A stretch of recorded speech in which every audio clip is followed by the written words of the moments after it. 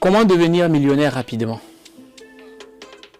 Oh, on est là, commencé là. Ah oui, c'est vrai, c'est lancé. Comment devenir millionnaire rapidement? En dollars, oui. Devenir millionnaire, je pense qu'il y a beaucoup, de, je vais appeler ça stratégie, Oui. qu'on peut mettre sur pied pour devenir millionnaire. La stratégie, à mon avis, la plus évidente, Oui. c'est ne pas réinventer la roue, faire ce que ceux qui ont le million ont fait, en passant par des piliers tels que la bourse, tels que l'entrepreneuriat, ou tels que l'immobilier, par exemple. Mais quand tu parles de la bourse, ceux qui sont devenus riches, est-ce que c'est quand ils sont devenus riches qu'ils ont commencé à faire de la bourse, ou alors c'est la bourse qui les a rendus riches? Bon, ceux qui sont riches, généralement, bon, là encore, il faut définir ce qu'on appelle ceux qui sont devenus riches, parce que richesse... Allons-y sur multimillionnaire en dollars.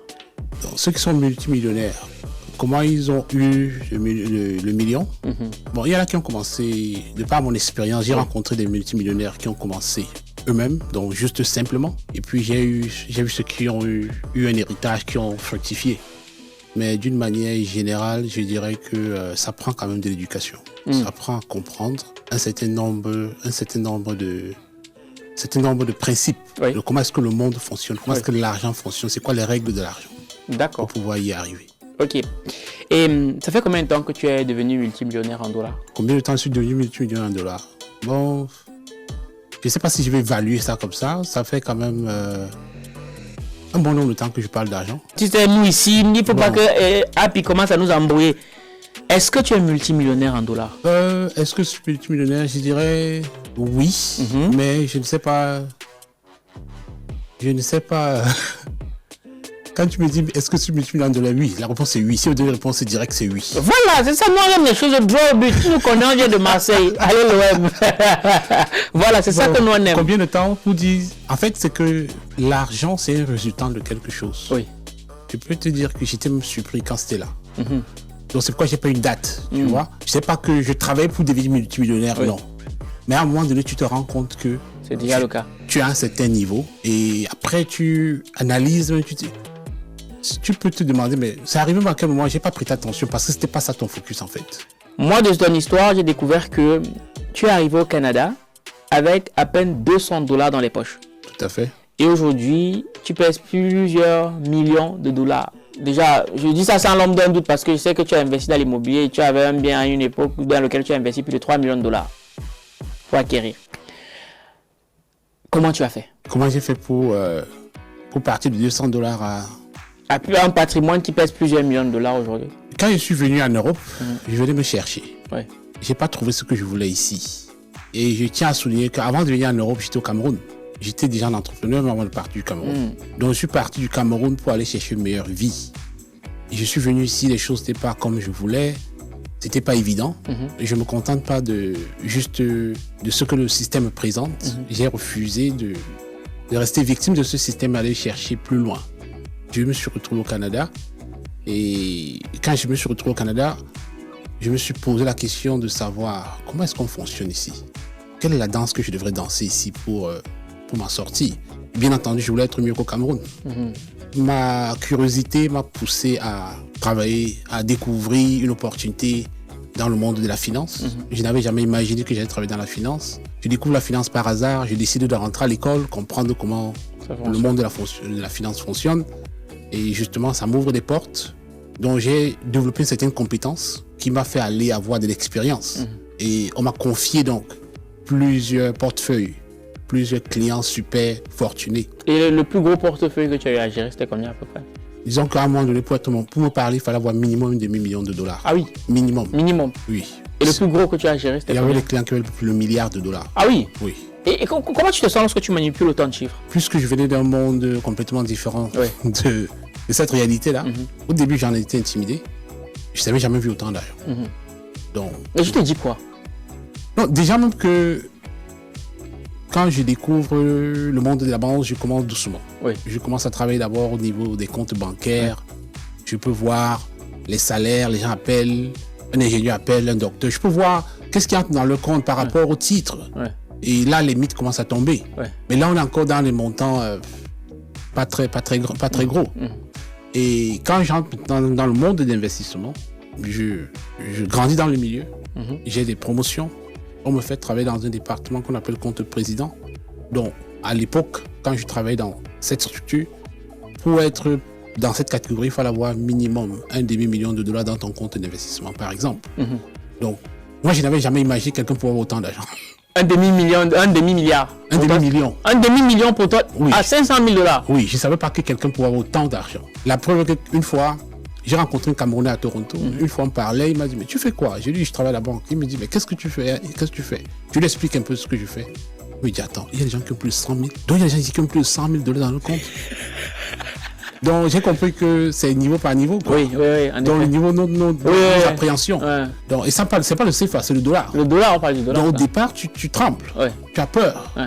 Mais la bonne nouvelle, c'est que quand j'ai commencé à côtoyer ces clients, je me suis rendu compte que beaucoup étaient très humbles, prêts à partager, très ouverts, te dire leur histoire, te raconter leur histoire, comment ça s'est passé, comment ils ont bâti, prêts à partager en fait. Beaucoup de gens disaient qu'à la bourse, on ne perd jamais. C'est vrai ou c'est faux?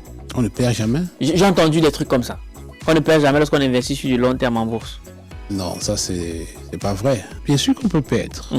La bourse, c'est un marché en fait. Oui. Par exemple, je suis au Cameroun. J'ai vu le marché Mokolo, Oui. marché des chèvres, Oui. marché Mopi. Oui. Tu vas là-bas, tu as quelqu'un qui vend du tissu. Oui. Tu as quelqu'un qui vend des tomates. Tu as quelqu'un qui vend des oranges. Oui. Tu as quelqu'un qui vend du riz.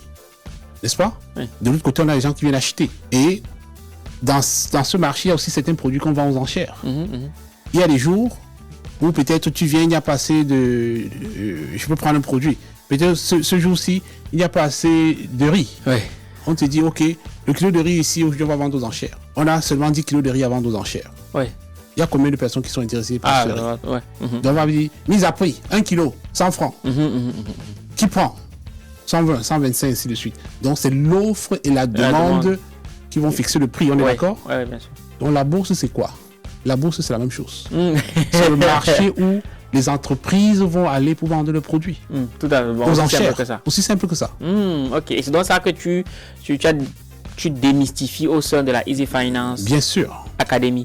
Par rapport à ça, moi j'ai une question trash. C'est aujourd'hui, il y a beaucoup de gens dans le business, c'est la formation plus que le business même qu'ils mettent en avant. Si la bourse te fait gagner autant d'argent que ça, pourquoi ne pas te concentrer sur la bourse et générer beaucoup plus d'argent au lieu maintenant de décider de former les autres? Bon, je reviens encore à dire, avoir de l'argent ne fait pas de toi quelqu'un qui est riche.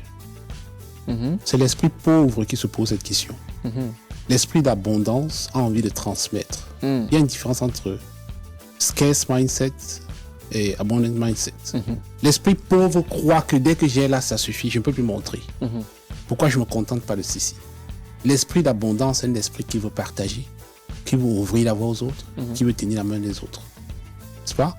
Cette question est venue plusieurs fois. J'ai entendu les gens dire, oui, pourquoi tu ne te contentes pas juste de ce que tu fais et ceci. Mais tout à l'heure, je disais aussi que l'argent, c'est un outil de travail. À un moment donné, l'argent ne résout plus tous les problèmes. On est d'accord? On est d'accord, oui. Donc, je suis arrivé à un niveau où je sens la nécessité de transformer, de laisser un impact beaucoup plus grand. Je pouvais rester là et dire que oui, tous les millions là, je vis de ça. Je fais ceci, je vais en vacances. Mais il y a d'autres besoins au-delà. Il y a l'envie de laisser des traces. Il y a l'envie de vouloir s'accomplir. Il y a l'envie de transformer des vies. Et selon toi, c'est quoi le problème de la diaspora africaine? Dans quel sens? Le problème, je ne sais pas. Qu'est-ce qui fait en sorte que partout où on part, entre guillemets, nous sommes très souvent les derniers? Non, je ne partage pas cet avis. Moi, je ne me considère pas comme un dernier. Je fais partie de la diaspora, je ne me considère pas comme un dernier. Non, ça c'est à titre personnel. Mais je parle de manière globale. Voilà. Je dirais plutôt, je trouve un peu ça comme une étiquette négative. Je refuse tout ce qui est négatif. Je préfère plutôt dire qu'est-ce qu'on pense qu'on peut améliorer. Et toi, tu penses qu'est-ce qu'on peut améliorer? Qu'est-ce qu'on peut faire différemment? Voilà. Je dirais que si nous réussissions à être plus curieux, ne pas être résignés, parce que je pars du Cameroun, je viens en France, ou bien je viens en Europe, les choses ne se passent pas comme je veux. J'ai l'impression que je n'ai pas d'autres choix, quoi. Je n'ai pas d'autres alternatives, je ne veux plus faire d'efforts. Je condamne le système. Je reste là. Oh, la France ne veut pas que je fasse ceci. Oh, l'Europe ne veut pas que je fasse ceci. Oh, ceci. Oh, ils sont racistes. Non. Quand tu commences à voir les opportunités, tu n'as pas le temps pour te plaindre. Donc, je pense que si on est plus curieux, si on cherche plus d'opportunités, toutes les plaintes vont tomber. Et on va avoir l'occasion d'aller explorer et saisir ces opportunités, on va côtoyer des gens qui sont sur le terrain, qui ne voient pas le monde comme nous on a toujours vu, échec ici, peur ici, essayer des choses et voir que, oh, on a une autre expérience par rapport à ça, quoi. Donc je pense que ce que nous pouvons faire différemment, c'est ne pas seulement nous contenter de ce que, initialement, je pense qu'il y a deux vies en fait. Il y a la vie que oui, on a eu parce qu'on est né à tel endroit, on nous a dit que c'est comme ça. Et la deuxième vie, qui n'a rien à voir avec la religion et tout ça. Deuxième vie, c'est ce que, oh, j'ai découvert ceci, comment je mets ça en pratique, je passe à une autre étape. Et si 3 jours pouvaient transformer ton avenir financier? Easy Finance Academy t'invite à plonger dans l'univers de la bourse. Apprends, investis, réussis. Rejoins le mouvement.